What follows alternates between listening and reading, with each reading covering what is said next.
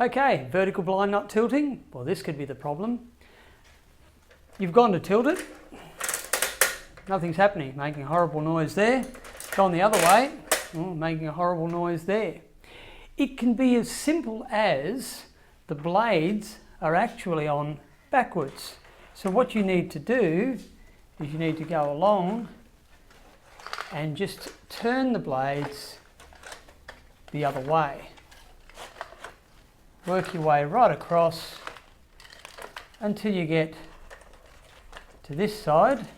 I'll have to get the wand out of the way, and then they'll tilt. But it can also be as simple as only one of the blades is doing that, which will then give you a similar effect.